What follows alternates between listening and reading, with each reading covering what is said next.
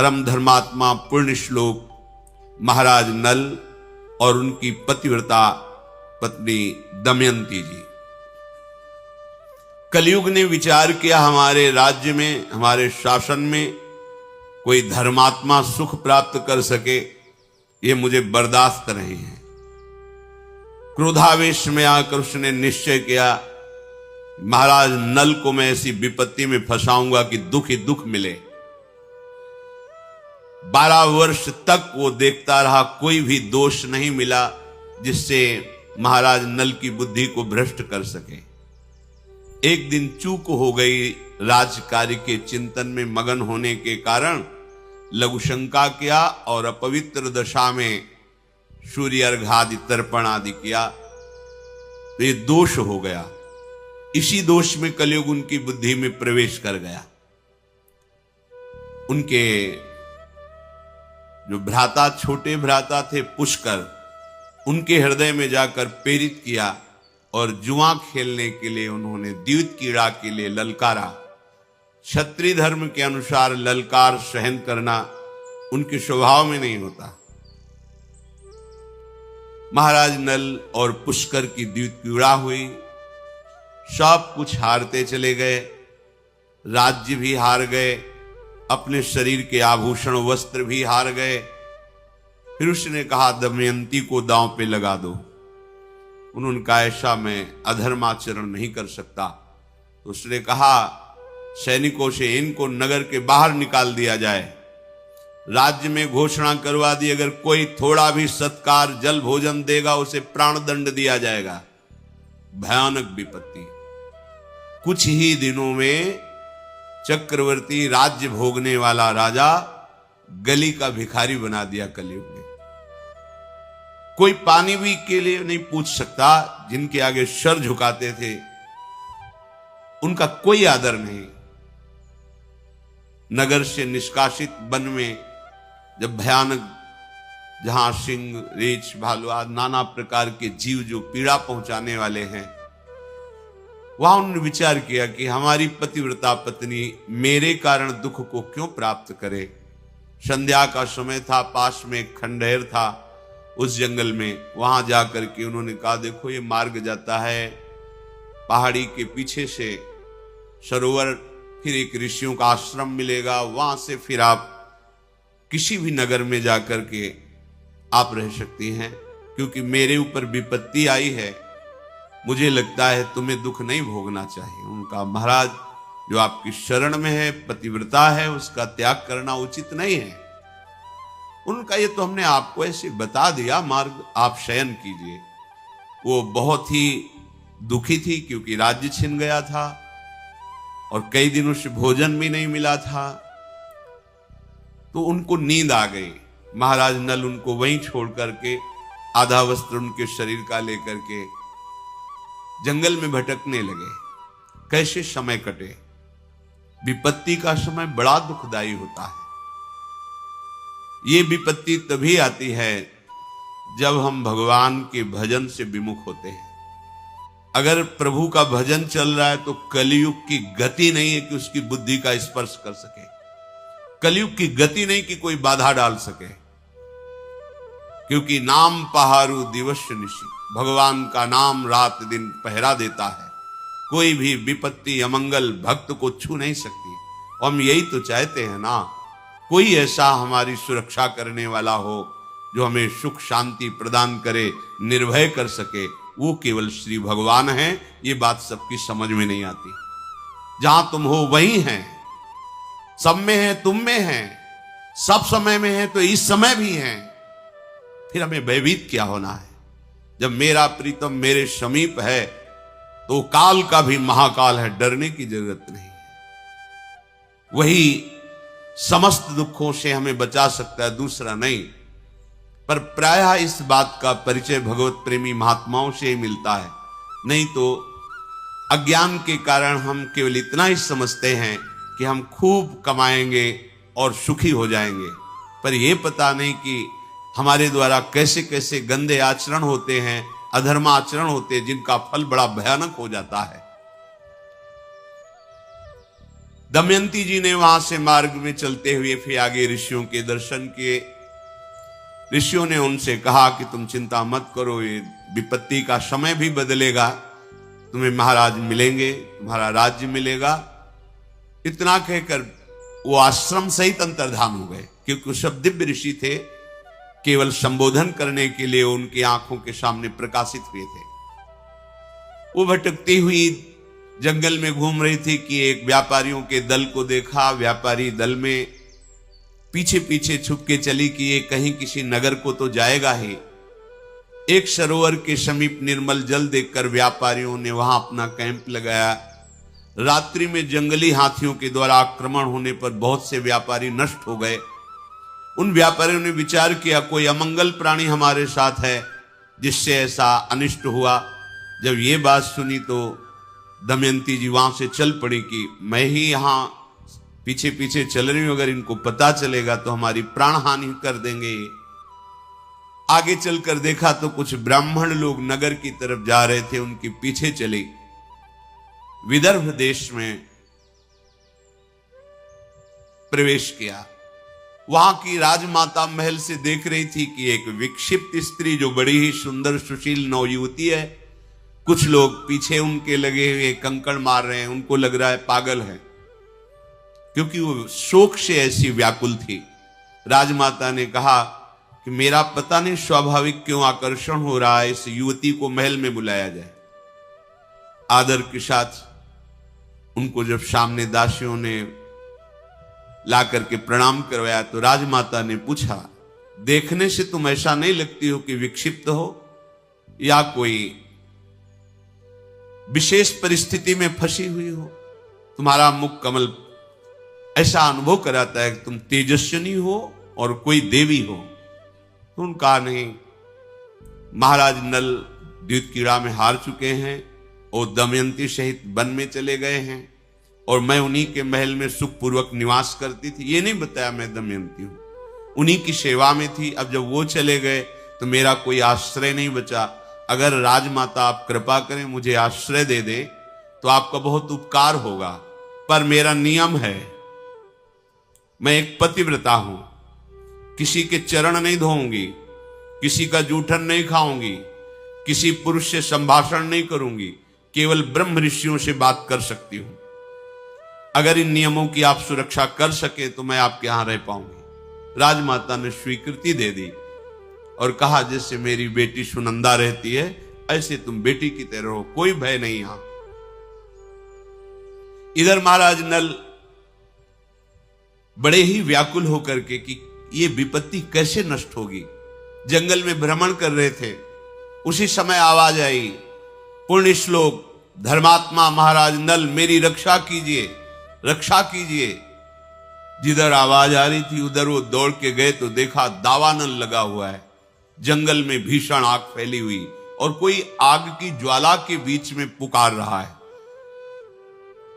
इन्होंने देवताओं को प्रसन्न किया था तो अग्नि भगवान ने वरदान दिया था कि कभी अग्नि की दाहिका शक्ति तुम्हें जलाएगी नहीं, अर्थात ज्वाला में तुम चंदन की तरह शीतल होते हुए जा सकते हो। वरुण देवता ने आशीर्वाद दिया था, जहां तुम चाहोगे वहीं जल प्रकट हो जाएगा। बड़ी देवताओं की आराधना की थी तो अग्नि के प्रभाव से रहित उस ज्वाला में महाराज नल प्रवेश किए तो देखा बड़ा ही विशालकाय भयंकर करकोटक नाग कुंडली मारे बैठा हुआ है। नाग ने कहा, महाराज मुझे बचा लीजिए, मैं चल नहीं पा रहा हूं क्योंकि मुझे देवर्षि नारद का शाप हो गया है। मैंने उपहास कर दिया देवर्षि नारद का। संतों का उपहास करना पुण्य नाशक होता है। उस दिन से मैं जड़ की तरह यहीं पड़ा हूं। अब ये दावानल लग गया, मैं एक कदम भी नहीं चल सकता। मैंने देवर्षि से प्रार्थना की थी कि मुझे क्षमा कर दो, तो उन्होंने कहा था जब महाराज नल तुम्हें दर्शन देंगे तो उसी समय तुम हमारे शाप से मुक्त हो जाओगे। तो आप मुझे उठा करके यहां से बाहर कीजिए, मैं शाप मुक्त भी हो जाऊंगा और तुम्हारा मंगल करूंगा। मैं सबसे तेजस्वी नाग, सबसे बड़ा जहरीला, मेरा नाम करकोटक है। महाराज नल ने कहा, तुम इतने भयंकर विशाल कायो में तुम्हें कैसे उठा सकता हूं? उन्होंने कहा कि आप उठाइए, मैं आपके लिए बहुत हल्का हो जाऊंगा।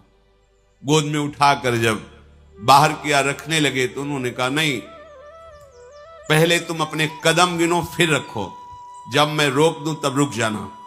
तो 1 2 3 4 5 6 7 8 9 10 जे भी 10 बुलाते हुए उन्होंने डस लिया। महाराज नल ने कहा धोखा क्यों किया तुमने? तुम कहते थे तुम्हारा कल्याण करेंगे, हमने तुम्हारी प्राण रक्षा की और तुमने हमें डस लिया। बोले मैं तेजस्वी नाग हूं, मेरा प्रभाव विष का संकल्प के अनुसार होता है। तुम्हारे शरीर पर बिल्कुल प्रभाव नहीं पड़ेगा जहर का। तुम्हारे अंदर बैठा हुआ जो कलयुग है वो जलेगा, उसके अंग अंग में मेरा जहर जाएगा और वो बड़ी शीघ्रता से तुम्हारे शरीर का त्याग करेगा और उसके त्याग करते ही तुम्हारी बुद्धि शुद्ध हो जाएगी और सारी संपत्ति प्राप्त हो जाएगी। ये कलयुग तुम्हें महान दुख दे रहा है। पर काटने के प्रभाव से उनका शरीर काला हो गया और नाटा हो गया। तो उनका ये क्या किया, मेरा नल रूप जो था वो तो अंतर्हित हो गया। बोले तुम्हारे काम में आएगा, क्योंकि शत्रु राजा तुम्हारा नाश कर देगा, इसलिए अब तुम्हें कोई पहचान नहीं पाएगा। आज से तुम्हारा नाम बाहुक होगा, तुम अपने को बाहुक कहना।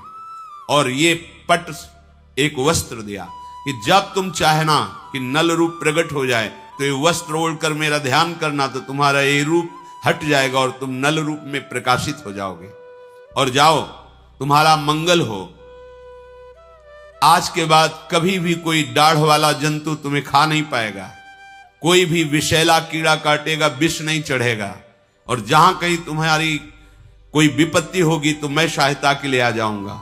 ऐसा उसने वरदान दिया। महाराज नल से कहा कि तुम्हारे रक्षा के योग्य अयोध्या नरेश महाराज ऋतुपर्ण धर्मात्मा पुरुष हैं, तुम वहां जाओ, उनके समीप जाने से तुम्हारा मंगल होगा। बाहुक अर्थात महाराज नल राजा ऋतुपर्ण के समीप गए और कहा महाराज मैं समस्त कलाओं में प्रवीण हूं, विश्व में कोई अश्व विद्या का ऐसा ज्ञाता नहीं जो मेरे समान हो। तीव्रगामी रथ से यात्रा बहुत कम समय में पूर्ण कराना ये मेरे हस्त लाघव होगा, और शिल्प कला का मैं बड़ा प्रवीण हूं और राजनीति का मर्मज्ञ हूं। आपको जब कभी कोई सलाह की जरूरत होगी तो मैं सलाह भी दूंगा, आप मुझे रख लीजिए, मेरा नाम बाहुक है, अपने सारथी के पद पर रख लीजिए। उन्होंने स्वीकार कर लिया। महाराज नल जिस समय जुआ खेल रहे थे तो दमयंती ने देख लिया था कि अब इनकी बुद्धि अपवित्र हो गई है, इसलिए अपने कुमारी और कुमार इंद्रसेन और इंद्रसेनी को अपने पिता के पास भेज दिया था मायके, और अपने सारथी जो महाराज नल के सारथी थे उनका नाम वार्ष्णे था, उनसे कहा था कि तुम रथ और घोड़े और हमारी पुत्र पुत्री को पिता के पास छोड़कर वहां से चले जाना, और जहां तुम अच्छा समझना वहां रुकना जब तक हमारा समय न बदले, और जब समय बदल जाए तो तुम पुनः अपने सारथी पद पर आकर विराजमान हो जाना। तो वो संयोग से वहां ऋतुपर्ण के यहां ही सेवा में थे। जब वार्ष्णे ने देखा कि इसकी बात और इसके गुण और इसका आभास तो मेरे महाराज नल जैसा है लेकिन रूप नहीं है, संकुचित हो गए और अपने साथ रख लिया, क्योंकि वो भी घोड़ों की ही सेवा में थे और इनको सारथी पद मिला था। इधर दमयंती जी के हृदय में बड़ी वेदना हो रही थी कि मैं तो महल में रह रही हूं लेकिन मेरे पति प्राणेश्वर पता नहीं किस विपत्ति को सह रहे हों। महाराज भीम दमयंती के पिता थे। जब कुमार कुमारी वहां छोड़े गए तो उनको पता चला परिस्थिति का, तो उन्होंने शास्त्रों ब्राह्मणों को बुलाया और दक्षिणा देकर कहा कि आप दिशाओं में जाइए और सब जगह खोज कीजिए, अगर नल दमयंती का पता आप लगा लेते हैं तो आपको कई हजार गौएं, स्वर्ण मुद्राएं और नगर ये आपकी सेवा में हम समर्पित करेंगे। ब्राह्मणों ने खोज की। एक ब्राह्मण ने यह सूचना पाई कि यहां राजमाता के यहां कोई नवीन युवती आई हुई है। अब वो कौन है ये मुझे पता नहीं। गुप्तचरों द्वारा उस ब्राह्मण ने जब ऐसा सुना तो महल में प्रवेश किया।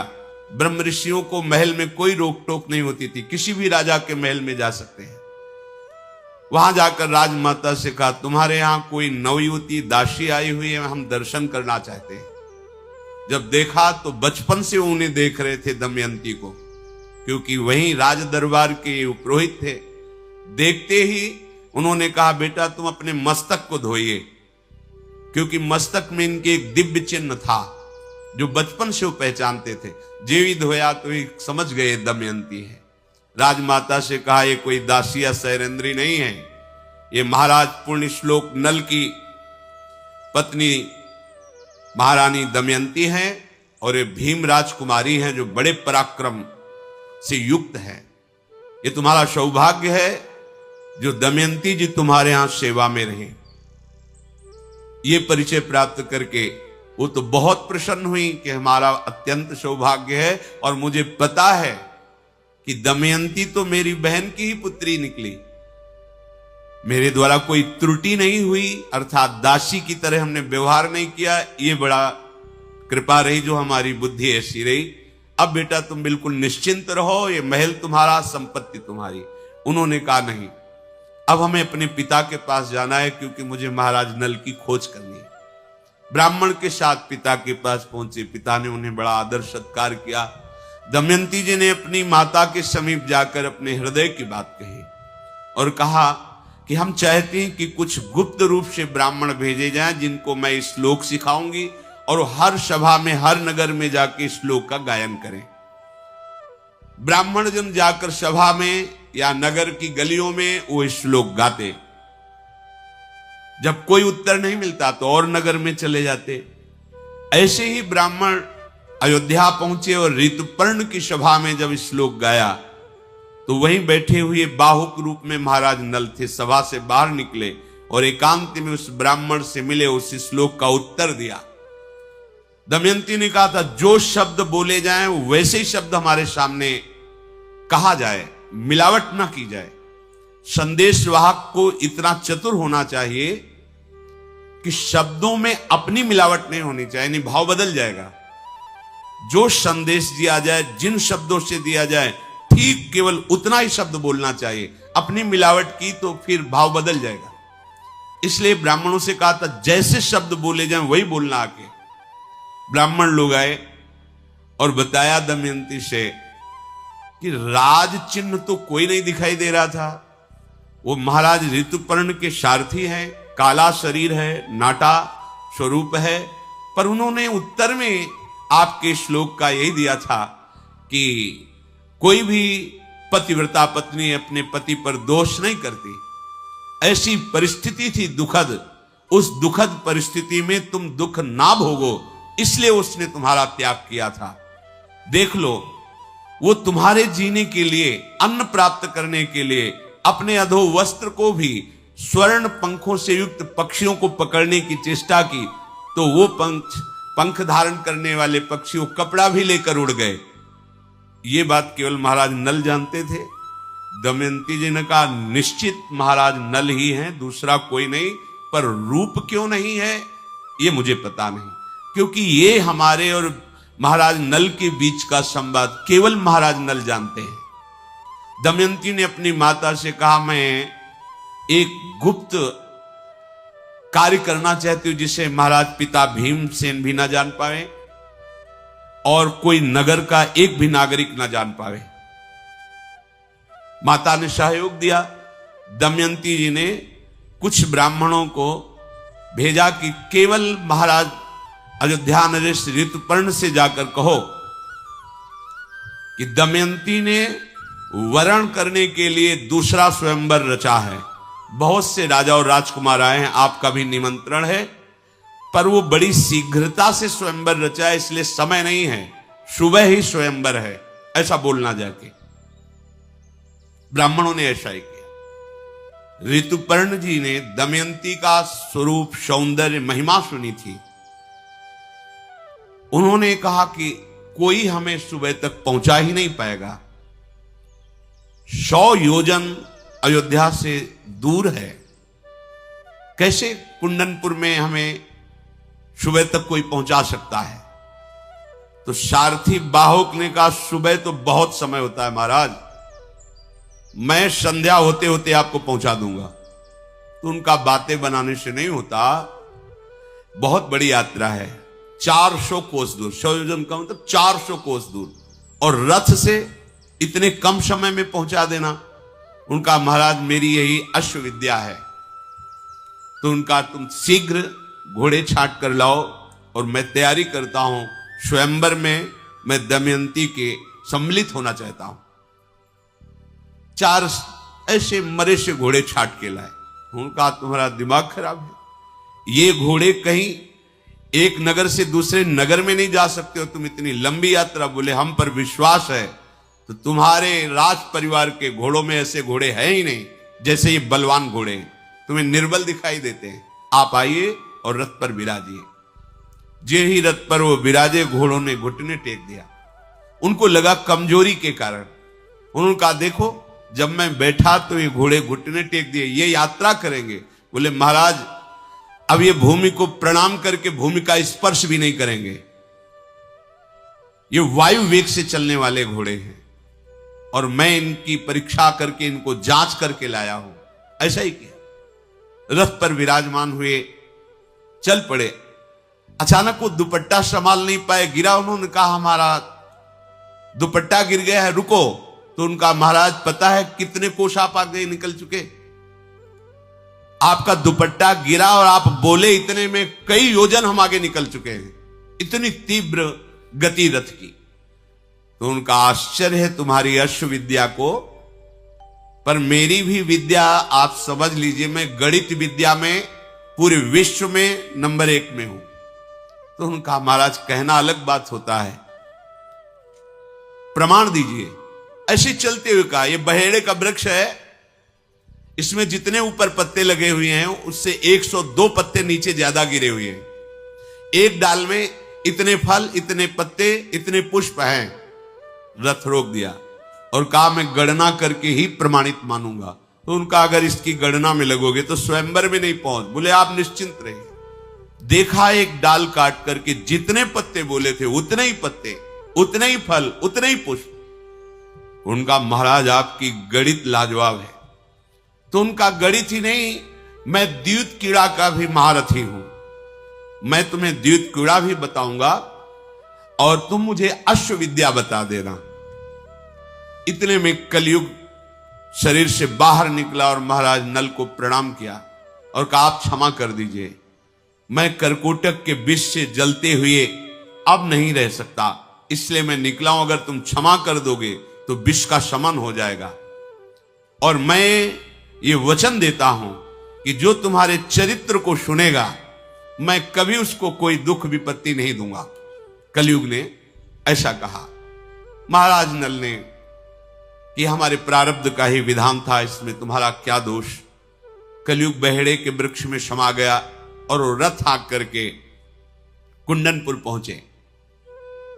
वहां देखा तो कोई स्वयंवर का कहीं कोई चिन्ह भी नहीं, कोई राजा नहीं, कोई राजकुमार नहीं, कोई हलचल नहीं।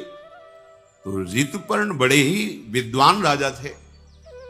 मन में हुआ कि ऐसा क्यों ब्राह्मण लोग मिथ्या भाषण नहीं करते। तो ये हमारे यहां जाके बोले कि स्वयंवर है, यहां तो कोई रचना नहीं। जे ही महाराज भीम ने सुना कि बड़े बलवान विद्वान धर्मात्मा राजा ऋतुपर्ण पधारे हुए हैं, तो उनको वैसे ही अगवानी की, महल में लाए, स्वागत किया और कहा महाराज अचानक आपका आगमन मैं जानना चाहता हूं कि किस कारण से हुआ।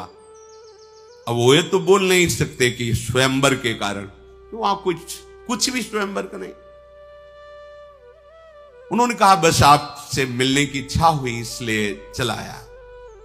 उनको लगा ऐसा कैसे हो सकता है, इतना बड़ा राजा केवल मिलने के लिए आया हो बिना किसी कारण के। पर जब कह रहे हैं तो मान लेते हैं। महल में उनके विश्राम की व्यवस्था की। रथ को एकांत में जहां अश्वशाला थी वहां खड़ा करके घोड़ों को छोड़ा और सेवा में बाहुक जो महाराज नल हैं वो लग गए। घोड़ों की रखवाली करने वाले बाहुक को दासी के द्वारा दमयंती ने कहा कि आप इनकी चेष्टाओं पर नजर रखना। यद्यपि मेरा हृदय कह रहा है कि महाराज नल पधार चुके हैं, रथ की घड़घड़ाहट से मुझे अनुभव हो गया ऐसा रथ केवल महाराज नल चला सकते हैं। पर यहां 3 दिखाई दिए, एक महाराज ऋतुपर्ण, दूसरे वार्ष्णेय और तीसरा वो जो काला और नाटा। तो महाराज नल कहां है? और मुझे आभास हो रहा है कि मेरे पति पधारे हुए हैं। जो सत्य पे चलता उसका हृदय कभी मिथ्या संकेत नहीं करता, जो सत्य बोलता है उसकी वाणी कभी मिथ्या नहीं होती। जो पातिव्रत धर्म से युक्त है वो अपने पति के सामीप्यता का आभास निश्चित कर लेती है। दमयंती जी ने अपनी दासी से कहा कि आप जाकर के इनकी चेष्टाओं पर नजर कीजिए। ये महाराज ऋतुपर्ण के सारथी के रूप में जो है, क्या मेरे महाराज नल हैं? पर महाराज नल तो बड़े तेजस्वी, गौरांग बदन और ये काले रंग के। विश्वास मेरा कहता है महाराज नल है, पर प्रमाण कहता है कि नल नहीं है। मुझे प्रमाण चाहिए। दमयंती बोली दासी से, केशनी तुम मेरा एक काम करो, ये छोटी छोटी बाहों वाले जो कुरूप रथवाहक हैं इनके निकट जाओ और मैं जैसे शब्द बोल रहे हूं वही बोलना। मधुर वाणी से पूछना तुम्हारा कुशल है। साथ ही उनके नेत्रों को देखना, उनकी चेष्टाओं को देखना। और फिर मुझे मेरी जो शंका है कि मेरे महाराज नल हैं पर बाहरी प्रमाण नहीं है, फिर मैं जैसा विचार करूं फिर वैसा तुम करना। इनके सामने एक बात कहना कि जब एक ब्राह्मण ने ऋतुपर्ण की सभा में श्लोक सुनाया था तो तुमने उत्तर दिया था, तुम उस विषय को कैसे जानते हो? वो दूती बड़ी सावधानी से गई और बाहुक को प्रणाम करके बोली, तुम्हारा कुशल हो, तुम स्वस्थ हो, तुम्हें यात्रा में कोई विघ्न तो नहीं हुआ? मैं आपको देखकर बहुत प्रसन्न हूं, पर हमारी जो स्वामिनी है दमयंती, वो ये जानना चाहती कि जब ब्राह्मण ने अयोध्या में श्लोक गायन किया और आपने उत्तर दिया, आप उसको कैसे जानते हैं? आपने उत्तर क्यों दिया और उस उत्तर के रहस्य को आप कैसे जानते हैं? और जब स्वयंवर की बात हुई तो आप इतनी शीघ्र यहां आ गए, ऐसी अश्वविद्या आपको कहां से प्राप्त हुई? या तो महाराज नल में है या महाराज नल जिसको शिक्षा दे दें उसमें है। आप इन 2 बातों का उत्तर दीजिए। बाहुक बोले, वो वार्ष्णेय हैं जो महाराज नल के सारथी हैं और उनको तो जानती अयोध्या नरेश हैं और मैं उनका सारथी हूं। मैं अश्वविद्या में महाराज नल से बिल्कुल कम नहीं हूं, सारथी के कार्य में बड़ा निपुण हूं। मैं ये नहीं बता सकता कि मुझे विद्या कहां से प्राप्त हुई है, पर मैं महाराज नल से कम नहीं हूं। मुझे वेतन देकर ऋतुपर्ण ने अपनी सेवा में रखा है। और जो तुम श्लोक की बात कह रहे हो तो मैंने किसी से सुन रखा था, इसलिए मैंने उत्तर दे दिया। क्योंकि कोई पतिव्रता पत्नी को क्यों त्यागेगा जब तक वो भारी विपत्ति में नहीं होगा? भारी विपत्ति में भी उसके सुख को निमित्त बना करके त्यागा होगा, इसलिए मैंने वो श्लोक गान कर दिया। वो आकर के दमयंती से बोली कि आपने जो प्रश्न किया था उसका उत्तर ऐसा उन्होंने दिया है। हृदय में बहुत वो जल रही कि अभी कोई हमें संकेत नहीं मिल रहा कि हमारे महाराज नल हैं, पर मेरा हृदय कहता है कि मेरे महाराज नल हैं। कहा एक बार जाओ और कहो क्या उस पुरुष का एक कर्तव्य था कि जो प्राणपण से समर्पित शरणागत हो उसका त्याग कर दे किसी भी विधान से। दासी गई और जाकर के कहा कि जो शोकाग्नि में वैसे ही व्यथित थी, असहाय थी, तो क्या उस पुरुष को अपनी शरणागत स्त्री का त्याग करना उचित था? ये दमयंती जी ने प्रश्न किया है आपसे, क्योंकि आपने उस पुरुष के विषय में बोला है, तो क्या उस पुरुष को उचित था? उनके आंसू चलने लगे। उन्होंने कहा कि उसके हृदय में कितना बड़ा विचार दुखद आया होगा। वो किंकर्तव्य विमूढ़ हो गया था, उसके ऊपर कलयुग का प्रभाव था। कई कारणों से उन्होंने अपनी प्रिय पत्नी का त्याग किया, ना कि क्रोध से, ना कि दोष दृष्टि से। जिसके वस्त्र अपहरण कर लिए गए, जिसका राज्य अपहरण कर लिया गया, जो भटक रहा है, दुखद परिस्थिति में है, वो अपनी पत्नी को कैसे दुख देने की बात सोच सकता है? इस परिस्थिति में पत्नी को दुख ना मिले, इसलिए उसने त्याग किया था। दमयंती जी ने जब ये उत्तर सुना तो उनका, महाराज के सिवाय बात कोई कह नहीं सकता, फिर जाओ उसकी परीक्षा करो, अब की बार कुछ बोलना मत, बस खड़ी रहना। जब वो कोई कार्य करे तो उसके कार्य पर दृष्टि रखना। उनको बोलो कि हमारे यहां कोई भूखा नहीं रह सकता, तुम आए हो, थक गए हो, भोजन पाइए, पर सब कच्चा लेके जाना, कुछ भी पका नहीं होना चाहिए। और जब वो पकाएं तब तुम थोड़ा सा निकाल कर मेरे पास ले आना और उनकी पकाने की विधि को देखना। वो आग्रह करें तो भी उनको जल और अग्नि, ये दो की सुविधा मत देना। तुम्हें जो जो लक्षण दिखाई दे वो अक्षरशः मेरे से आके कहना। दमयंती के ऐसे कहने पर उनकी दासी केशनी वहां गई और बाहुक से कहा कि हमारे यहां भूखा कोई नहीं रह सकता, महाराज तो महल में पा रहे हैं, आप स्वयं बना लीजिए। कुछ फल और कुछ रांधने की वस्तुएं जो भोजन में, वो रखी और कहा आप स्वयं अपने अनुकूल बना लीजिए, आपको कैसा अनुकूल पड़ता है वो आप अपने अनुकूल बना लीजिए। पात्र रख दिए, भोजन रख दिया, ना किसी पात्र में जल, ना कोई अग्नि। बाहुक ने ऐसे पात्रों को स्पर्श किया, जल भर गया, क्योंकि वरुण देव का आशीर्वाद था, तुम जैसे ही जल का चिंतन करोगे वहीं जल प्रकट हो जाएगा।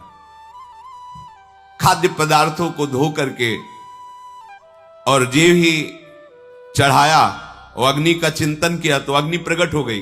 बिना कोई लकड़ी ईंधन के अग्नि स्वयं प्रकाशित हो रही है। इन चेष्टाओं को देखा, आश्चर्यचकित हो गई और वो अपने हाथ से अग्नि को संभाल रहे हैं। हाथ में कोई अग्नि जल नहीं, क्योंकि उनका वरदान था, जितना जल चाहिए उतना ही जल प्रकट हो जाता था। आश्चर्यजनक बात कि उनके हाथ में जो फूल स्पर्श हो जाए कभी मुरझाएगा नहीं, मसल दे तो भी फूल मसलेगा नहीं और सुगंधित और खिल जाएगा। पुण्यात्मा पुरुष थे। ये अद्भुत लक्षण देख करके वो शीघ्रता पूर्वक आई और दमयंती जी से कहा कि बाहुक की ये चेष्टाएं हमने देखी है। उनकी चेष्टाओं में दमयंती जी ने पूरे महाराज नल की शक्ति को देखा कि ये पावर तो केवल महाराज नल को प्राप्त है। उनका एक और परीक्षा करो, उनके पकाए हुए भोजन को लाओ, क्योंकि धर्मराज ने आशीर्वाद दिया था उस भोजन में अमृत का स्वाद मिलेगा। चारों देवता, देवराज इंद्र, अग्नि, वायु और धर्मराज, ये चारों बहुत प्रसन्न थे महाराज नल पर। बातचीत में लगाकर चतुर्दासी ने थोड़ा सा भोजन निकाला और वो दमयंती को जाके दिया। दमयंती ने जे ही पाया उनका पक्का पक्का ये महाराज नल हैं। अब मुझे पूर्ण विश्वास हो गया, कोई संशय नहीं, ये महाराज नल हैं।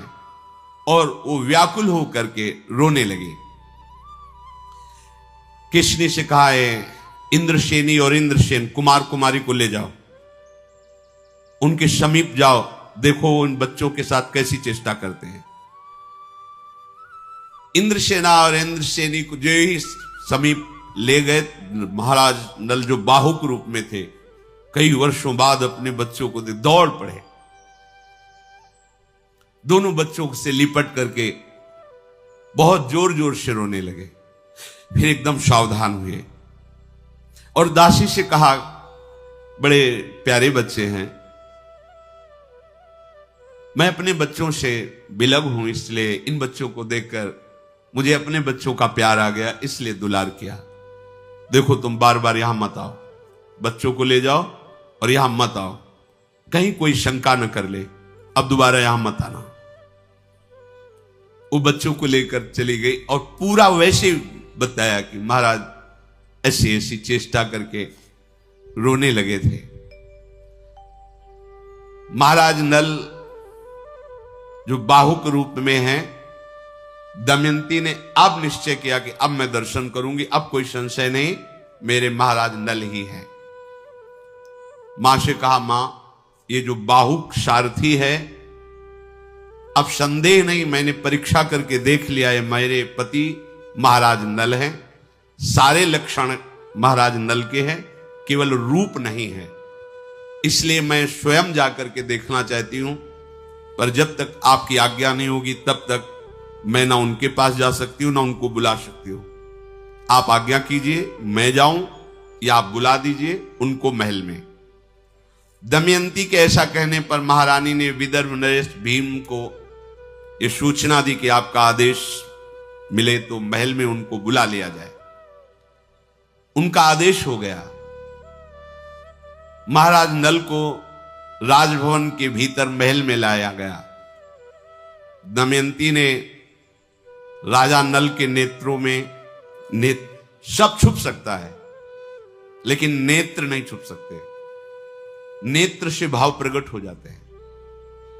कोई भी कैसा भी, अगर चोर भी है और आप सही नेत्रों में नेत्र मिलाए तो नेत्र बता देंगे। उनके नेत्रों में, प्रेमी है तो नेत्र से पता चल जाएगा, द्वेषी है तो नेत्र से, छल कपट है तो नेत्र, सब छुपा सकते हो, नेत्र नहीं छुपा सकते, पर नेत्र पहचानने की योग्यता हो तब। दमयंती जी ने जे ही नेत्र मिलाए, महाराज नल के नेत्रों से आंसू बहने लगे। दमयंती जी ने कहा, ऐसा कोई धर्मज्ञ पुरुष नहीं है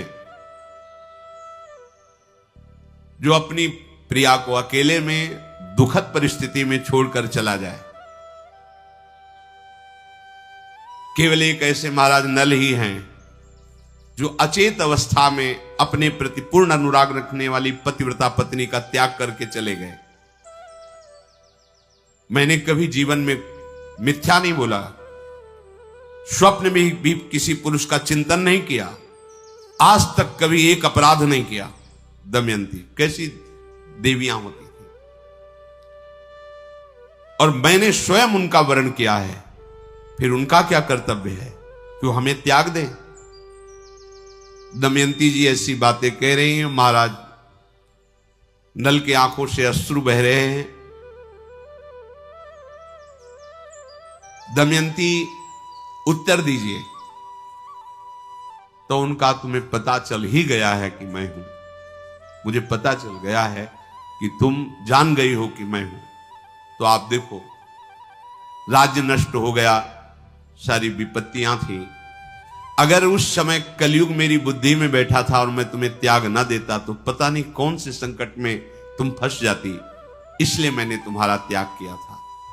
मैंने धर्म से चल करके, तपस्या के द्वारा कष्ट सह करके कलयुग को परास्त कर दिया है। अब हमारे दुखों का अंत हो गया है। ये पापी कलयुग जिसकी भी बुद्धि में बैठ जाता है उसका सर्वनाश कर देता है। इसने मेरा सर्वनाश कर दिया।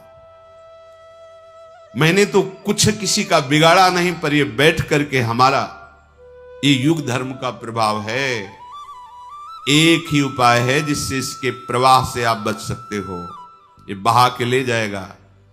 कलयुग केवल नाम अधारा, सुमिर सुमिर नर उतर ही पारा। यदि नाम जप करोगे तो तुम्हें कलयुग का प्रभाव परास्त नहीं कर पाएगा। ये अपने प्रवाह में प्रवाहित, मान लीजिए बड़ी दुर्गति होती है, ये तो जीवन की बात है, मरने के बाद जो गति होती है, आप उसको ये मत समझिए कि नहीं नहीं कोई नरक नहीं, कोई गति दुर्गति नहीं होती, तुम्हारे कहने से नहीं होगा। यहां तुम अपराध करते हो तो जेल मिलती है ना, पहले तुम्हारी पिटाई होगी, फिर तुम्हारा मुकदमा चलेगा, फिर सजा सुनाई जाएगी, आजीवन कष्ट भोगोगे, एक गलती का फल आजीवन। तो जैसे कहा जाता है कि हजारों वर्ष तुम्हें नरक भोगना पड़ेगा। अब लगता है ये तो बातें केवल बना रहे हैं, तो गलती तो तुमने एक की थी, आजीवन कारावास क्यों मिला? तो सोचो, यहां एक गलती अगर साबित हो गई हिंसात्मक, व्यभिचारात्मक, तो उसका परिणाम आपको जीवन भर क्लेश भोगना पड़ता है। तो क्या तुम जो पापाचरण कर रहे हो इसका परिणाम तुम्हें नरक नहीं भोगना पड़ेगा? तुम्हारे ना कहने से थोड़ी हो जाएगा, समझो, तुम्हारे ना कहने से हो जाएगा। अरे कोई राजकीय कानून नहीं है, जो मन आए सो करो करो। जब फंस जाओगे, प्रमाणित हो जाओगे, तो तुम्हें खुद पता चलेगा। तो सत्संग के द्वारा, शास्त्र श्रवण के द्वारा अपने लोग जान रहे हैं कि भयानक वेदना, दंड दिया जाता है नरक में अगर हम ऐसे ऐसे आचरण करेंगे। और ये आचरण करवाने में समर्थ है कलयुग, इसका प्रभाव है। बच सकते हो तो केवल भगवान नाम से। इसीलिए चीख चीख के कहते हैं कि शाप साधनों को करने की सामर्थ्य अब नहीं रह गई कि आप तपस्या करो, आप जितेंद्रिय हो करके प्राणायाम करके और समाधि भाव, न शरीरों में ताकत रहेगी, न आहार में ताकत रहेगी, न बुद्धि में ताकत रहेगी। एक बात सब कोई कर सकता है, बच्चा हो, बूढ़ा हो, कोई पढ़ा लिखा हो ना हो, जो जहां जैसे भी, राधा राधा राधा राधा। इसके लिए तुम्हें कोई ये शर्त नहीं रखी जा रही कि ऐसे हो तो राधा बोलो, नहीं, जैसे भी हो, जहां भी हो, राधा राधा राधा। तो कलयुग की क्या बात है, काल भी बाधा नहीं पहुंचा सकता, विश्वास कीजिए, काल भी बाधा नहीं पहुंचा। जहां राधा वहां कहां बाधा। और नहीं चाहे जितने शुभ कर्म कर लो, बख्शेगा नहीं कलयुग। देखो ये शुभ कर्म करने वाले पुण्य श्लोक महाराज नल का चरित्र इसीलिए गान करके कहा कि तुम कितना पुण्यात्मा हो गए, इन जैसे महापुरुषों जैसे थोड़ी हो गए। कैसी विपत्तियां, कैसे दुख, कैसे संकट भोगने पड़ रहे हैं। तो राधा राधा कहने से संकटों से बच जाएंगे क्या? पहली बात, तस्मात् शास्त्रम प्रमाणमते। कोई बात केवल भावुकता पूर्वक कही जाए तो भी अच्छा है, लेकिन प्रमाण युक्त। हित सजनी स्वरूपा महाप्रभु हरिवंश चंद्रजू महाराज कह रहे, अनुल्लिख्यानंतानपि तदप राधान मधुपतिर महाप्रेमा विष्टम तो परम देयम विमृशति तवैकम श्री राधे गृणत इह नामामृत रसम महिम्नः कः सीमाम स्पृशति तौ दास्यैक मनसाम। कि जिसने केवल इतना सीख लिया है, राधा राधा राधा, तो लालजू ही महाराज संपूर्ण न्यायाधीशों का न्यायाधीश है, सुप्रीम पावर लालजू महाराज है। सब मुकदमा हो गया, फांसी की सजा सुना दी गई, लेकिन राष्ट्रपति ने क्षमा कर दिया तो खत्म खेल। ऐसे ही महान पापी हो, महान अपराध किया है, लेकिन भगवान श्री कृष्ण ने तुम्हें क्षमा कर दिया। अहम त्वाम सर्व पापेभ्यो मोक्षयिष्यामि मा शुचा, खत्म खेल। तो हित सजनी स्वरूपा हरिवंश महाप्रभु कह रहे, अनुल्लिख्यानंतानपि तदपराधान मधुपतिर। चूक की बात नहीं कह रहे, अपराध की बात कह रहे। कितने बोले अनंत। यदि तुम राधा राधा राधा राधा ऐसा रट रहे हो, तो इस नाम के प्रताप को जानने वाले श्री कृष्ण चंद्रजू तुम्हारे पूर्व के सारे पाप नष्ट कर देंगे और आगे के लिखेंगे नहीं। अनुल्लिख्यानंतानपि तदपराधान मद। फिर महाप्रेम से युक्त होकर विचार करते हैं कि इसने राधा नाम लिया है, क्या दें? तो ये माई को वस्तुएं राधा नाम के बराबर थोड़ी हो सकती है। तो आविष्ट होकर के उसको प्रेम प्रदान करते हैं, उसके पीछे पीछे डोलते हैं। बोले लाडली, ये तो आपके नाम की महिमा हुई, और कहीं किसी ने आपके चरणों का शरणागत भाव लेकर आपकी सेवा की भावना दासत्व की भावना कर ली तो उसको क्या देंगे? ये तो केवल नाम की महिमा, राधा नाम की महिमा। कलयुग की कोई चाल नहीं चल सकती, काल की कोई चाल नहीं चल सकती। जब आप राधा राधा राधा राधा रटेंगे ना, तो राधा नाम का एक प्रभाव है।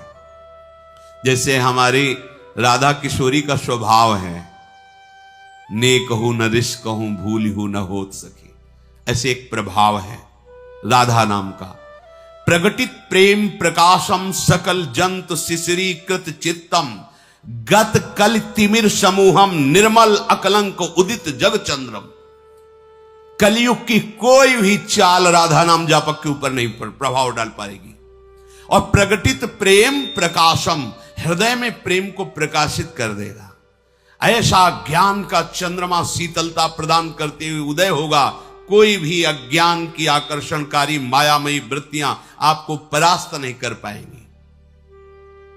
विशद चंद्र तारा तने शीतल किरण प्रकाश अमृत सींचत मम हृदय सुखमय आनंद रास। सुखमय आनंद रास सकल जन शोक हर समुझ आए शरण ते डरत ना काल डर।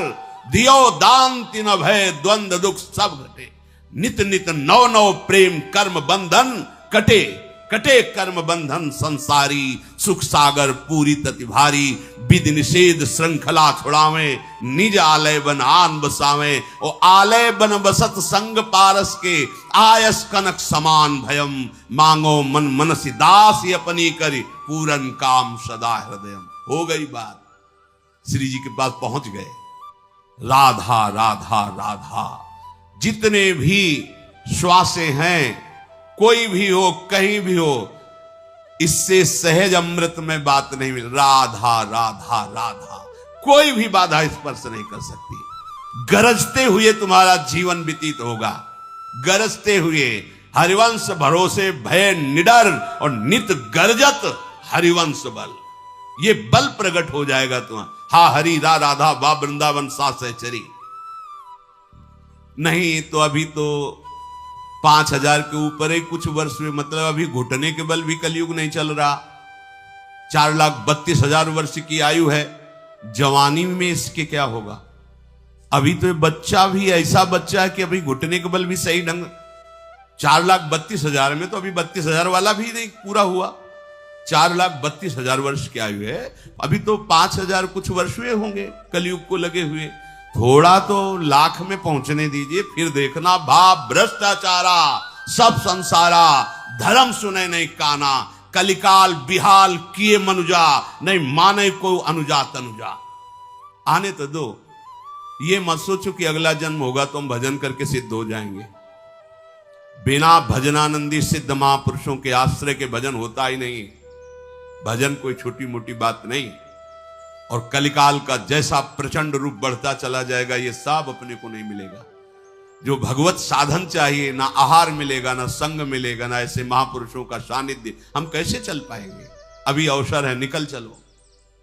ये बुद्धि को भ्रष्ट करने वाला कलयुग यहां का सम्राट है। अगर बच सकते हो तो केवल भगवान नाम से, दूसरा कोई उपाय नहीं, कोई उपाय नहीं। जगह जगह वर्णन किया गया। कृतयुगे ध्यायते विष्णुम त्रेतायाम यजतई मखई द्वापरै परिचर्यायाम कलौ तद्धरि कीर्तनात्। अन्य युगों में ध्यान की महिमा, पूजा सेवा की, यज्ञ की महिमा, लेकिन कलयुग में एक ही बात केवल बचा सकती, नाम जप। नाम, दूसरा नाम जप करो, नाम कीर्तन करो, नाम गुणगान करो। महाराज नल ने कहा दमयंती जी से कि मैंने अपने उद्योग से, तपस्या से कलयुग को परास्त कर दिया, अब हमारे दुखों का अंत ही है, ऐसा समझो। आप हमें क्षमा करना। कोई भी प्रेमी अपने प्रीतम पर क्रोध नहीं करता, उसकी चेष्टाओं में दोष दर्शन नहीं करता। अर्थात आप हम पे दोष मत देखो कि हमने तुम्हारा त्याग किया है, तुम्हारे सुख के लिए तुम्हारा त्याग किया है। ये जो तुमने पूरे देश में फैलाया कि तुम दूसरा स्वयंवर करना चाहते हो, ये बात मुझे नहीं पची।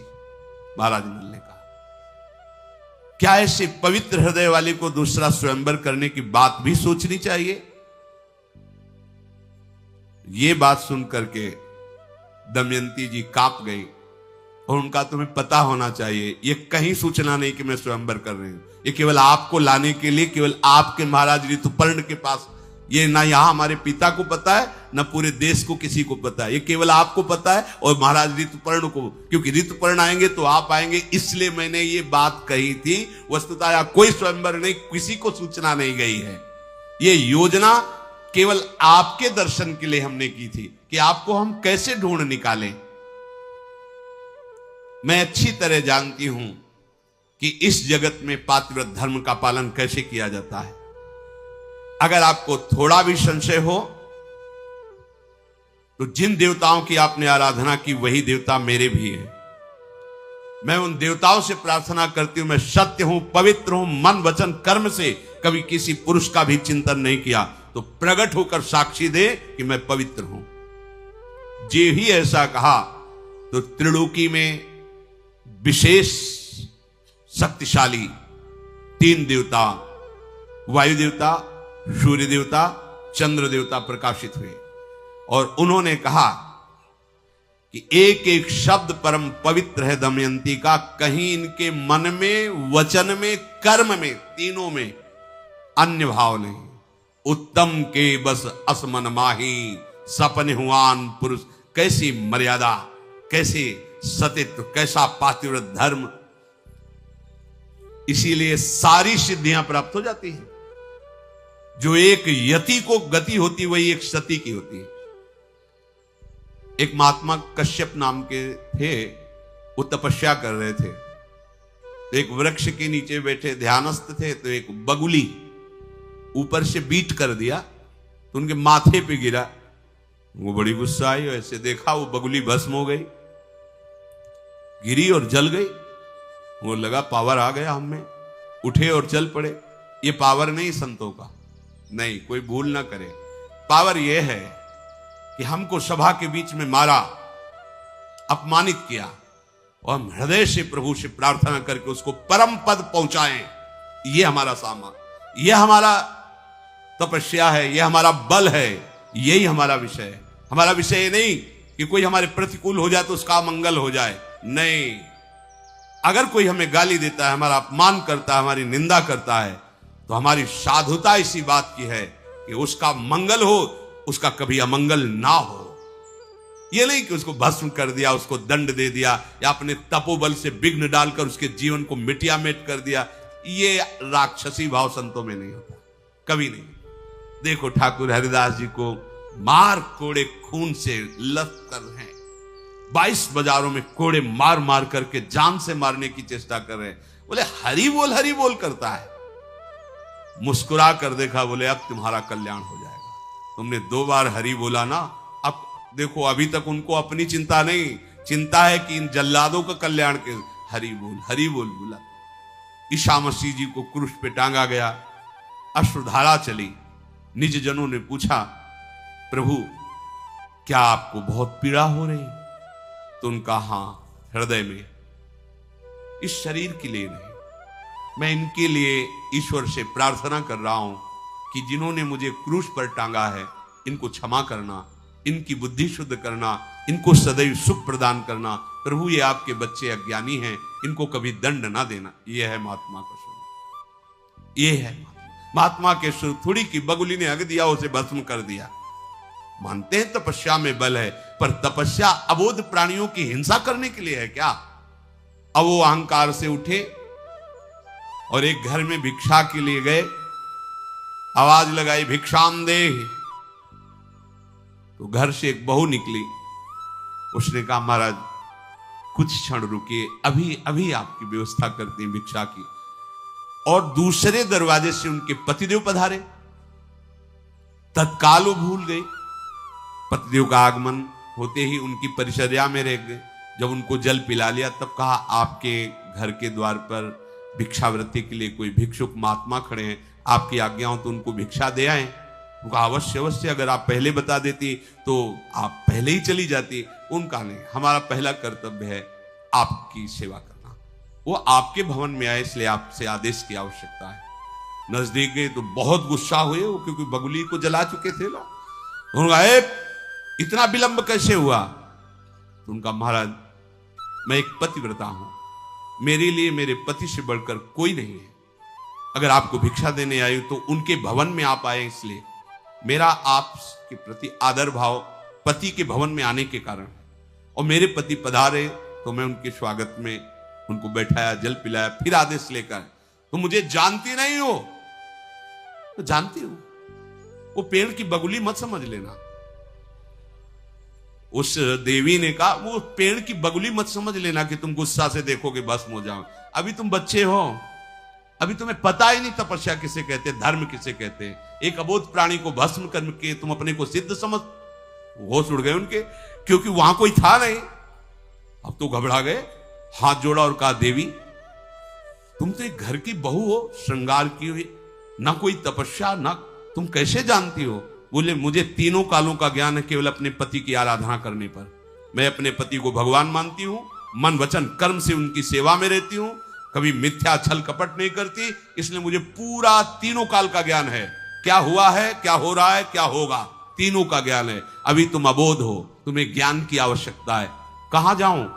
बोले जाओ, एक व्याध है, उन व्याध के पास जाओ, वो तुम्हें बताएंगे कि ज्ञान किसे कहते हैं।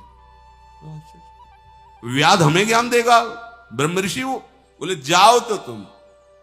वहां गए तो शुरू था, कितने किलो चाहिए? बोले आधा किलो। बोले ये ज्ञान देगा?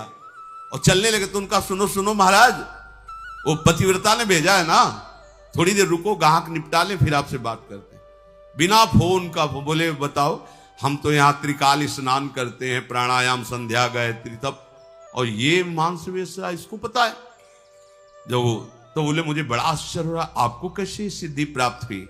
बोले मैं अपने माता पिता को भगवान मानता हूं, आठों पहर उनकी सेवा करता हूं, व्याध कुल में जन्मा हूं, इसलिए कुल का कर्म करता हूं, कोई हिंसा नहीं करता हूं, कोई झूठ छल कपट नहीं करता हूं।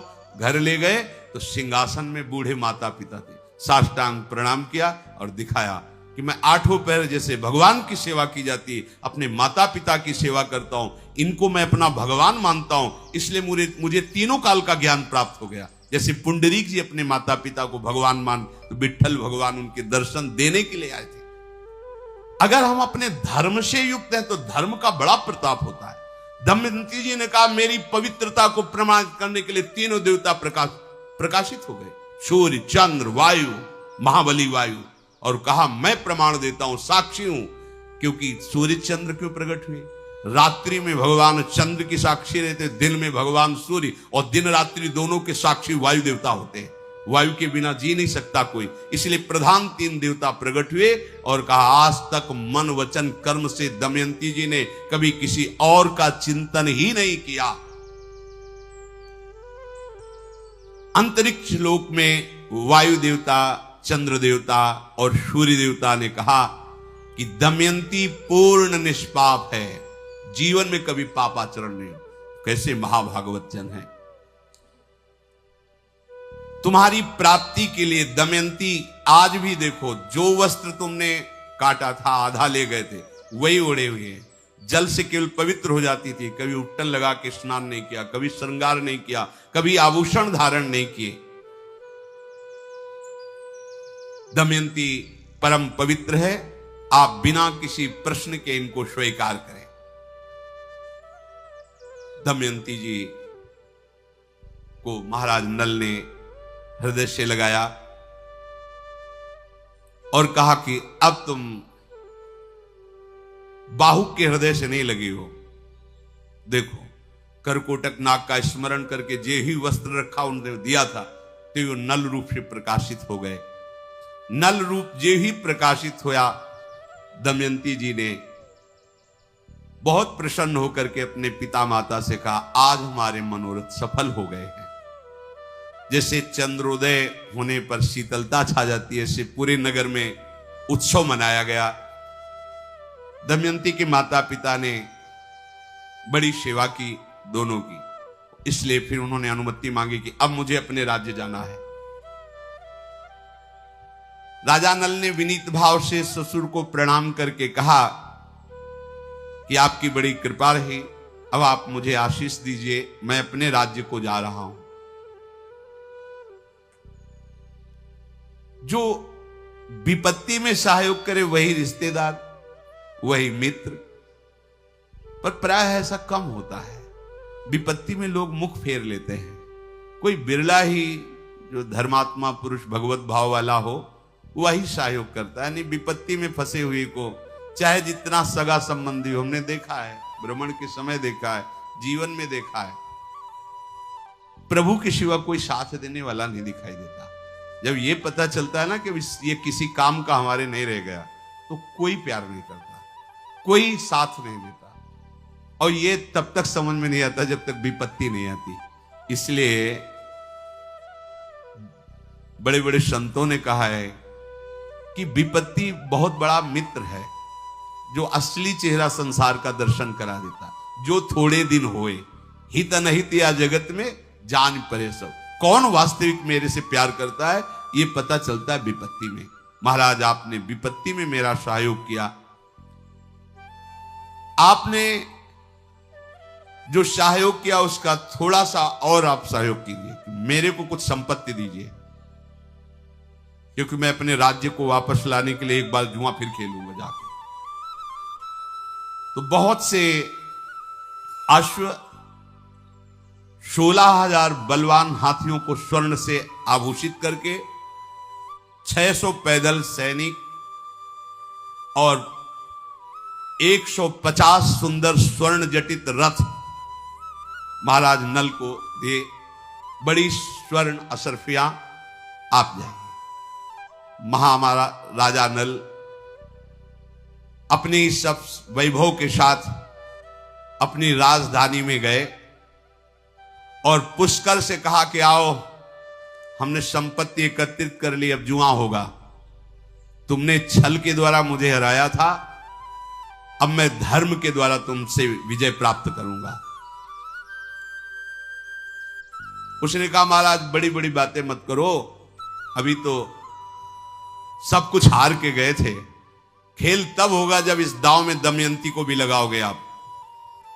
महाराज नल ने कहा दमयंती मेरे प्राण संपत्ति सब एक दांव में, और तेरे प्राण और राजधानी, राज परिकर, राज खजाना एक दांव में। एक ही बार का पासा पड़ेगा। मैं अपने प्राणों सहित दमयंती, पूरा वैभव तुम्हारा, चाहे मार देना या सुरक्षित रखना ये तुम्हारे ऊपर बात। तुम्हारे प्राण, तुम्हारा राज्य, खजाना, ये सब मेरा, एक दांव, जो जीते। अब तो पूरी सभा में जो दबे हुए महाराज नल के वफादार जन थे, सब हां खेलना पड़ेगा इसे, क्योंकि ये धर्म कहता हुआ है कि जो हारा है वो कभी भी आकर ललकारे तो उसको दांव देना चाहिए, खेल खेलना चाहिए। ये धर्म का विषय है। पुष्कर, आओ तुम अब हमारे सामने। अगर तुम द्वित कीड़ा नहीं खेलना चाहते तो आओ, तुम्हारे द्वंद्व युद्ध होगा। जो विजयी होगा वो सब संपत्ति का अधिकारी बनेगा। उसने कहा महाराज तो तैयार कर लो दमयंती को हमारी दासी बनाने के लिए, क्योंकि वो देख चुका था कि सब कुछ जीत चुके हैं। महाराज नल ने कहा गलत शब्द का उच्चारण नहीं, असंबद्ध प्रलाप बिल्कुल नहीं। पहले आप दांव खेलिए, जुआ प्रारंभ कीजिए। व्यर्थ का समय नष्ट करने पर हो सकता हम तुम्हें दंड दे दें। अगर हार गए तो एक शब्द नहीं बोलूंगा, हमारे प्राण ले लेना, दमयंती ले लेना, पूरा वैभव ले लेना। कलयुग की चाल में पुष्कर ने विजय प्राप्त की थी। वस्तुतः महाराज नल से किसी भी तरह वो विजय प्राप्त नहीं कर सकते थे। जो ही एक दाव रखा गया पासे महाराज नल की तरफ, एक ही दाव में था, दोबारा नहीं खेलना था। अब तो पूरा राज्य खजाना। महाराज नल ने कहा बोलो, तुमने छल कपट करके हमें इतना दुख दिया था, अब क्या करें, तुम्हारा क्या करें। वो चरणों पे गिर के कि आखिरकार बड़े भाई हो, तुम्हारा मन हो प्राण ले लो, तुम्हारा मन हो जीवन दो। उनका नहीं, आधी संपत्ति तुम्हारी, जाओ। धर्म ये नहीं कहता, जाओ तुम सुखपूर्वक जियो, आधी राजधानी का शासन तुम संभालो, जाओ। हम ये जो प्रसंग सुनाया महाराज नल का, ये इसलिए सुनाया, श्री भगवान ने एक श्लोक में कहा कि शुभ और अशुभ ये दोनों कर्म तुम्हें केवल दुख ही देंगे। यद्यपि शुभ का फल सुख होता है और अशुभ का फल दुख होता है, लेकिन जो यहां शुभ का फल सुख होता है वो भी दुख ही होता है, क्योंकि दुखालयम अशाश्वतम, ये दुखमय ही है। जैसे एक रास्ते में संत जा रहे थे तो उन्होंने देखा कि एक स्वर्ण सर्पियों से भरी थैली है। तो एक शिष्य ने उठाया, देखा, अरे स्वर्ण सर्पियां, प्रसन्न हो गया। महाराज चुप, वहीं रख, वहीं रख। उनका क्यों? बोले इसलिए कि ये दुख है, ये सुख नहीं है। बोले महाराज गली गली रोटी मांगने से अच्छा है सर्पियां पास रहेगी, जिसको आदेश करेंगे वो भोजन देगा। बोले दुख है। प्रायः श्रद्धावान पुरुष ही गुरु के वचनों पर विश्वास करते हैं, क्योंकि गुरु दूर की देख के कह रहे हो, तुम नजदीक की देख के कह रहे हो, तो तुम्हें नजदीक में लगता क्या संकट है? ये बावराईपन तो है कि मिली हुई संपत्ति का त्याग कर रहे हैं, कह रहे नहीं चाहिए, और अभी हमको कहेंगे कि जाओ गांव से रोटी मांग के लाओ। ये क्या है? गुरुजनों की बात पर यदि विश्वास होगा तो परिणाम में आप समझोगे, मार्ग में हो सकता है आप ना समझ पाओ। उन्होंने शिष्य से कहा, तुम देखना चाहते हो कैसी विपत्ति है ये, कैसा दुख है ये? बोले प्रभु मुझे तो सुख ही नजर आ रहा है, इसमें क्या दुख नजर आ रहा है? छुप जाओ झाड़ियों में, थोड़ी देर नाम जप करते हुए देखना ये कैसी विपत्ति है। 4 घोड़सवार निकले वहां से, उन्होंने देखा थैली, उतरे, अरे उसमें स्वर्ण सर्पिया है। बोले यार तो फिर तो आनंद आ गया, अब हम यहीं रुकते हैं, आज यहीं खान पान होगा। सुनो तुम जाओ बाजार और अच्छे अच्छे पदार्थ लाओ, कुछ पेय पदार्थ लाओ, खाया पिया जाए, फिर यहां से चलेंगे। बोले 2 लोग रुको, 2 लोग जाओ। 2-3 सर्पियां उससे लेंगे, ढेर सारी सर्पियां, 2 लोग, उनके पास अस्त्र शस्त्र भी थे। वो गए लेने, दोनों ने विचार किया ये 4 हिस्से लगेंगे, अगर 2 लगे तो कैसा रहेगा? बोले बढ़िया, वो ऐसा करते हैं, जहर मिला देते, उनके भोजन हम लोग पा लेते, कह देंगे हम लोग तो पाया है, आपके लिए लाए हैं, दोनों में जहर मिला देते हो, दोनों पाएंगे, मरेंगे, आधा आधा हो जाएगा। बोले पक्का। ऐसा ही किया, उसमें हलाल जहर मिला दी। इधर दोनों बोल रहे कि अगर 2 हिस्से लगे तो कैसा रहेगा? बोले बढ़िया रहे। बोले आते ही शूट कर देना, वो कर देंगे। वो भोजन में 2 के लिए जहर मिला के ला रहे मारने के लिए, और इन दोनों ने आते ही दोनों को गोली ठोक दी। दोनों उधर मर गए, नजदीक गए, बोले अभी तो मरी गए हैं, भोजन पा लेते हैं, फिर आराम से चलते हैं। बढ़िया पेय पदार्थ और भोजन पाया, दोनों वहां मर गए। गुरु ने कहा देखा, चारों मर गए। देखा, ये है विपत्ति, और ये जब तक पड़ी रहेगी कितनों की जान ले लेगी। ऐसे ही हम लोग जिसे सुख समझते हैं वही हमारी दुर्गति का कारण बना हुआ है, क्योंकि भगवान ने इसका नाम दुखालयम रखा है, तो सुख कैसे हो सकता है? इस दुखालय में शुभ अशुभ कर्मों के परिणाम से तुम्हारा मंगल नहीं होने वाला। कैसे मंगल होगा? बोले चित्तस्य ही प्रसादेन हंति कर्म शुभाशुभम प्रसन्नात्मात्मनि स्थित्वा सुखमानन्त्यमश्नुते। जब कोई मनुष्य अपने चित्त को प्रभु के चरणों में, उनके नाम में लगाता है, उसका हृदय पवित्र होने लगता है और उसके शुभ और अशुभ दोनों कर्म नष्ट हो जाते हैं। ये बात महामहिमामयी है, इसके सामने कोई बात नहीं। चित्तस्य ही प्रसादेन हंति कर्म शुभाशुभम। अशुभ कर्मों को तो हम बाधा समझते हैं और शुभ कर्मों को नहीं समझते। नहीं, बिल्कुल वैसे ही शुभ कर्म बाधा है जैसे अशुभ कर्म है। अशुभ कर्म लोहे की जंजीर है, शुभ कर्म सोने की जंजीर है। तो सोने की जंजीर में खंभा में बांध दिया जाए, चाहे लोहे की जंजीर में, बात तो दुख तो दोनों में है। कैसे नष्ट होंगे शुभ अशुभ कर्म? जिसका चित्त प्रभु से जुड़ गया है तो प्रसादेन हृदय में प्रसन्नता जागृत होती, पवित्रता जागृत होती है। और भगवत भजन हंति कर्म शुभाशुभम, शुभ अशुभ कर्म का नाश कर देता है। ये बात पकड़ो भाई।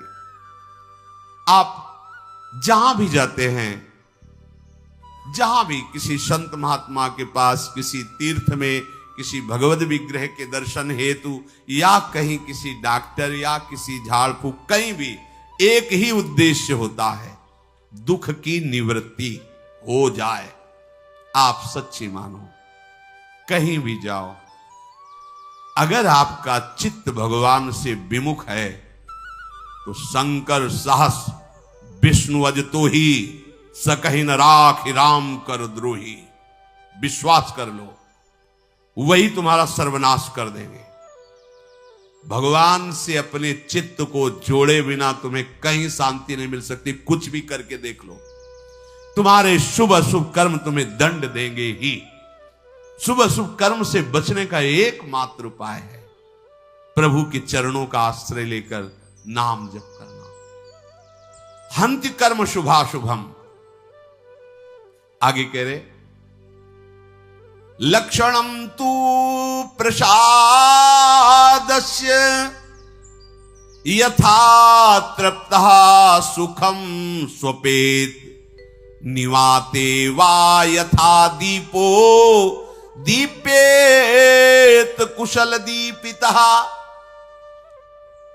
जैसे अच्छे अच्छे भोजन को पाकर तृप्त हुआ मनुष्य आराम से सोता है, ऐसे ही जब कोई खूब भजन करता है और उसके शुभ अशुभ नष्ट हो जाते हैं तो उसका मन चंचलता रहित होकर, कामना रहित होकर विश्राम को प्राप्त हो। पायो परम विश्राम राम समान प्रभु नाही।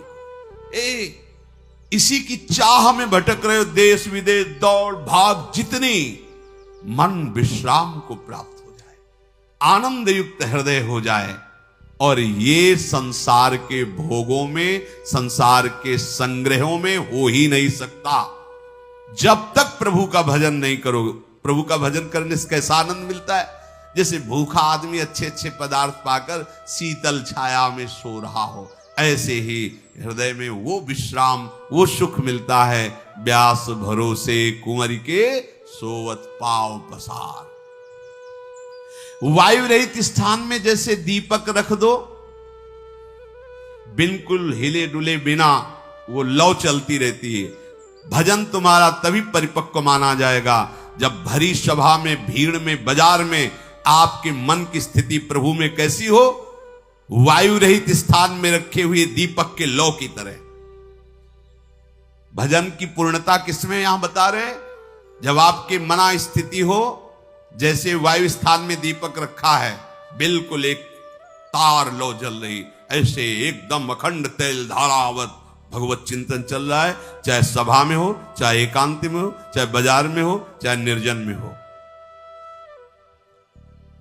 इसके लिए सबके लिए साधारण उपदेश है ये। साधारण शब्द इसलिए प्रयोग कर रहे हैं कि असाधारण भी साधना होती। जो असाधारण साधना होती उसमें रात्रि के 1 या 2 के बीच में जग जाया जाता है।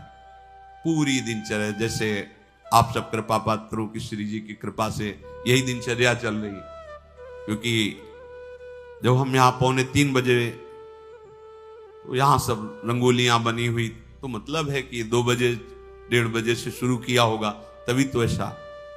लेकिन साधारण दिनचर्या प्रत्येक प्राणी के लिए कह रहे हैं। अगर आप आनंद चाहते हो तो पूर्व रात्रे परेचयु युंजाना सततम मनः। 8 पैर होते हैं, तो 8 पहर में एक पहर 3 घंटे का, 8 × 24, तो दिन का पक्ष 12 घंटे, 4 थे 12, रात्रि का पक्ष 12 घंटे। उसमें कह रहे हैं कि 3 घंटे रात्रि लगने पर और 3 घंटे रात्रि जाने पर केवल भजन करना चाहिए। अर्थात 10 बजे जैसे सो जाए तो 11, 12, 1, 2, 3, 4, 6 घंटे हो गए। 4 बजे के बाद सबको जग जाना चाहिए। जो संसार में 4 बजे के यहां 4, 4:15 तो सत्संग शुरू होता है। 4 बजे सबको जग जाना चाहिए। अगर आप 4 बजे नहीं जगते, सूर्य उदय हो जाता है, आप सो रहे हैं, तो आपकी बुद्धि नष्ट होगी, आपकी आयु नष्ट होगी, अकाल मृत्यु होने की संभावना रहेगी, शरीर रोग ग्रसित होगा और दरिद्रता आपका पीछा नहीं छोड़ेगी। चाहे जितना रुपया कमा लो, तुम्हारा हृदय दरिद्र रहेगा। भावना में तुम, कामना में दरिद्र ही रहोगे। जैसे इतना मिला तो और इतना और इतना, कभी शांति नहीं मिलेगी। ये भागवतिक सिद्धांत है। ब्रह्म मुहूर्त प्रातःकालीन 4 बजे सबको उठ जाना चाहिए। और जो निरंतर भजन करना चाहता, लघ्वाहारो विशुद्धात्मा, भोजन उतना पाना चाहिए कि भोजन पाने के बाद अगर आप खड़े हो तो आपको यह नहीं लगना चाहिए कि पेट में वजन पहुंच गया है। लघ्वाहार हो, थोड़ा आहार, क्योंकि अगर ज्यादा आहार पा लोगे तो भजन में वृत्ति नहीं रहेगी। रोज पाना है यार, जिंदगी भर पाना है, थोड़ा थोड़ा पाओ और खूब भजन करो। जिसका भोजन नीरस, शब्द याद कर लो, उसका भजन सरस, और जिसका भोजन सरस उसका भजन नीरस। ये महापुरुषों के वाक्य है, आप खुद अनुभव करके देख लेना। यहां तक खट्टी डकारे आ रही, फिर शाम के पाला है, तो फायदा क्या हुआ यार? पाले का तो मतलब भजन बने। लघ्वाहार हो और विशुद्धात्मा, आपको अपने चित्त का मार्जन करना, पोछा लगाना है। चित्त में क्या कूड़ा करकट होता है? राग, द्वेष, कामना, ये सब कूड़ा करकट है। देखो, उपासक को इतनी सामर्थ्य रखनी चाहिए कि जैसे कल किसी ने हमें गाली दी, अपमान किया, और आज फिर उसके दर्शन हो, तो आपको भूल जाना चाहिए कि कल इसने गाली दी थी। राधे श्याम, राधे श्याम। तो लगे ये क्या खोपड़ी है इसकी, कल तो गाली दिया था, आज उसको कोई फर्क नहीं, तो तुम्हारी साधना ठीक है। जगत ग्रीवा ऐसे नहीं झुका देता, इसलिए झुकाता है कि जहां हम फेल है वहां तुम पास हो। ये बात, संत का स्वभाव, साधक की महिमा इस बात में नहीं कि अपने तप का प्रयोग, अपनी पवित्रता का प्रयोग दूसरों को दुख देने के लिए करे। जैसे प्यार भरी मां अपने बच्चे को कभी कष्ट दे ही नहीं सकती, ऐसे साध होते होए न कारज हानि। बच्चा भले गुस्सा में आके मां के बाल नोचे और मां को पीटने की भी कोशिश करे, पर मां के दिल से अगर यंत्र लगा के देखो तो उस बच्चे को उस समय भी आशीर्वाद ही दे रही होगी। भगवान तुम्हारा मंगल करे। ऐसी अनंत माताओं जैसा प्यार गुरुदेव संतों के हृदय में होता है। देखो ना कैसे कैसी पीड़ाएं दी गई संतों को, पर उन्होंने यही मनाया तुम्हारा मंगल हो। तो आप अपने जीवन को सुखद बनाने के लिए और जीवन के परिणाम को महासुखद बनाने के लिए भगवान श्री हरि के चरणों का आश्रय लेकर निरंतर भजन करने का अभ्यास करें। भगवान मंगल भवन है, सबका मंगल करेंगे, सबके दुखों को मिटाएंगे, सबके संकटों को मिटाएंगे।